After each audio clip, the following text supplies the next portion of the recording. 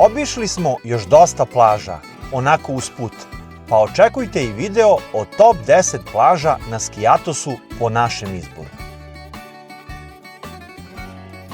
Ono što treba uzeti u obzir, a da ovog puta nismo stigli da obiđemo, jesu plaže Cugarijes, koje se nalaze na istoimenom obližnjem ostrvu i do kojih vodeni taksi košta 12 evra u oba pravca.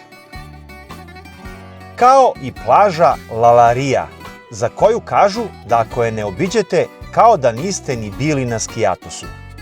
Mi smo je preskočili zbog vremenskih uslova, jer se do nje isključivo stiže brodom, a početkom maja brodići ne staju na ovu plažu jer je temperatura vode još uvek mala.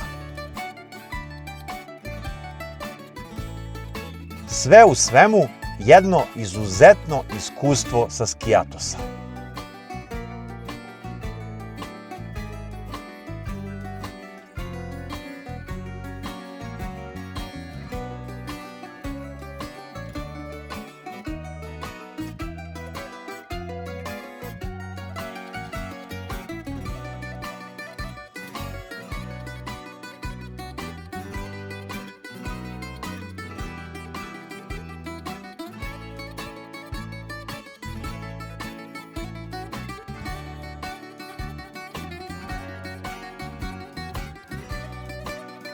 Smeštaj smo pronašli preko Bookinga i ono što bih izdvojio je da je možda i na najboljoj lokaciji.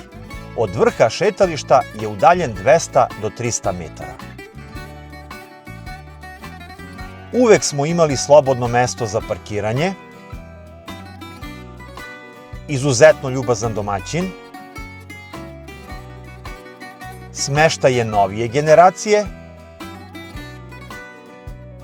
jedino što nema kuhinju. Na internetu kao manu navode i lošu zvučnu izolaciju, ali mi to sada u predsezoni nismo osetili ili smo bili preumorni od konstantnog šetanja pa smo čvrsto spavali.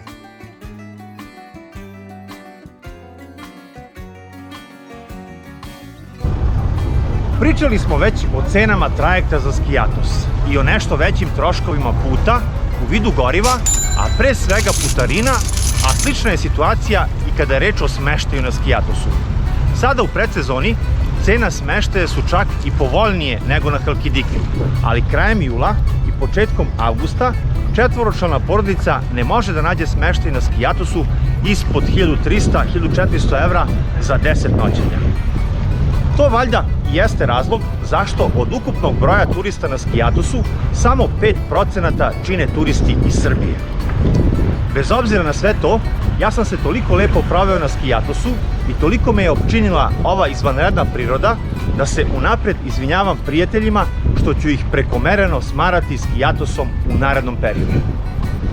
Avantura se ovde ne završava, jer ćemo u povratku prespavati u Volosu, pa će u nastavku biti nešto kratko i o vremenu provedenom u Volosu, a svakako se ovde pozdravljamo do naredne avanture. Živeli! Jamas!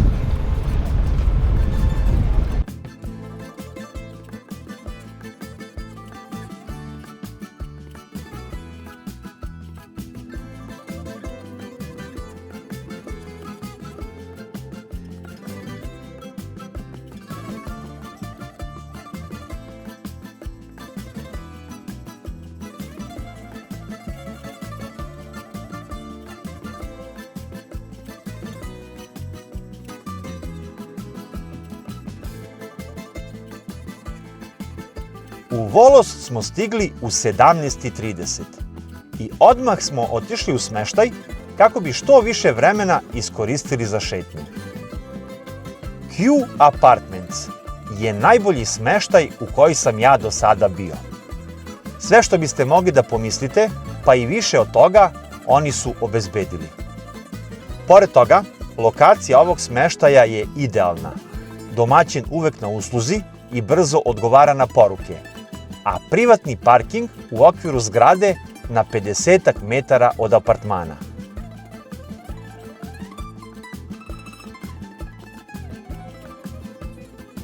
Ne spada u najjeftinije, ali ako se parking uzme u obzir, onda je i finansijski faktor za pohvalu.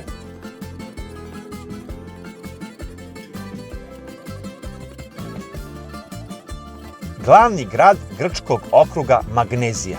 Po popisu stanovništva iz 2021. godine ima nešto više od 85.000 stalnih stanovnika, što ga čini 7. najvećim gradom u Grčkoj. Nalazi se u podnožju planine Pelion ili Pilio, kako je Grci zovu, na kojoj su po grčkoj mitologiji živjeli kentauri, polu ljudi, polu konji. Pa ne čudi što me onda nešto vuče ka ovom divnom gradu. Dobrodošli u Volos. Nama je Volos najznačajniji po luci, jer iz nje isplovljavamo ka ostrvima Skiatos, Skopelos, Alonisos i Skiros. A inače je ova luka treća po veličini u Grčkoj po kriterijumu prometa, odmah iza Atinske i Solunske luke. Ali svakako da je Volos mnogo više od toga.